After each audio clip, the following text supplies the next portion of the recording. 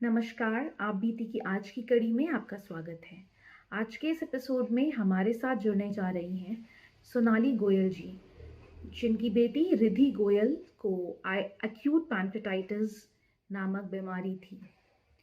रिद्धि को वर्ष 2016 में पहली बार एक्यूट पैंक्रेटाइटिस डायग्नोज हुआ था, जिसके बाद उसे इस बीमारी के 10 मेजर अटैक्स आए, जिनमें 6 बार उसे हॉस्पिटलाइज होना पड़ा।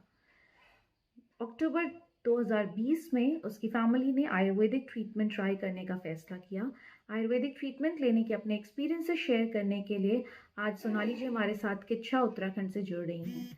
नमस्कार सोनाली जी, वेलकम टू आप बीटी। आप प्लीज़ अपनी स्टोरी हमारे ऑडियंस के साथ शेयर कीजिए।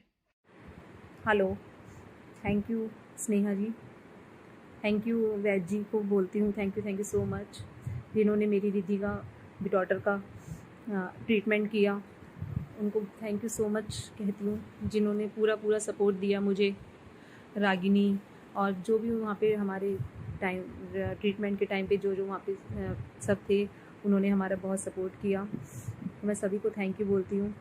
अब मैं आपको रिद्धि के बारे में पूरे उसकी बारे में बताती हूँ कि उसका कैसे कैसे ट्रीटमेंट चला और हमें कब से ये प्रॉब्लम उसको थी।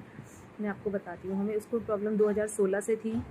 2016 से हम उसको स्टार्टिंग 2016 से उसके पेट में स्टमक में दर्द हुआ और फिर हमें ये नहीं पता था कि उसको एक्यूट पैंक्रियाटिस है। हमें किसी डॉक्टर ने ये नहीं बताया, बट ये बताया कि हाँ उसके पेट में प्रॉब्लम है, पैंक्रियाटिस में प्रॉब्लम है, और उसका इलाज करवाते रहे।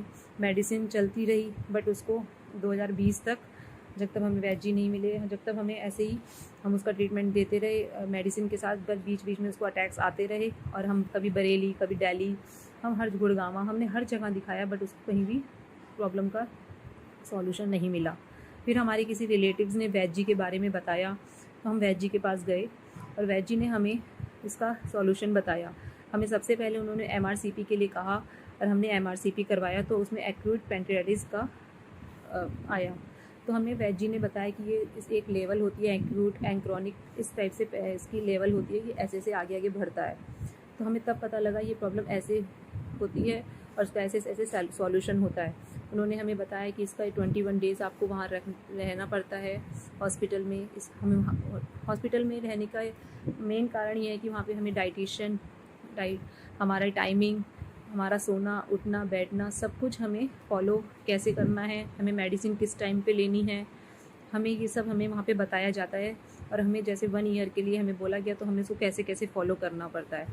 हमें वहाँ पे ये सब सीखने को मिलता है और यही हमें आगे फॉलो करना पड़ता है, ताकि हम पूरा अपना ट्रीटमेंट अच्छे से कर पाएँ। और मेरी डॉटर ने वो ट्रीटमेंट अच्छे से किया भी, और वो आज बिल्कुल सही है वैद जी की कृपा से। वैद जी ने हमें बहुत अच्छे से ट्रीट किया।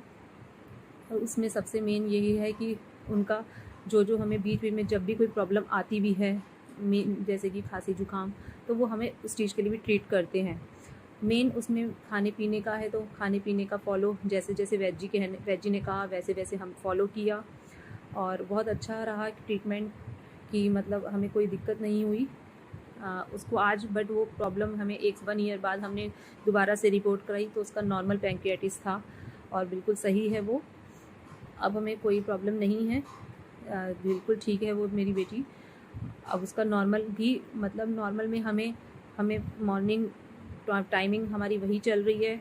लाइट खाना है, खाना सब है, बट लाइट ही खाना है, कोई परहेज वैसा नहीं है। बट हमें डॉक्टर वैद जी ने यही बोला है, खाओ सियो, पर अपना एक डाइट अपना कंट्रोल और सब चीज़ में रखना है।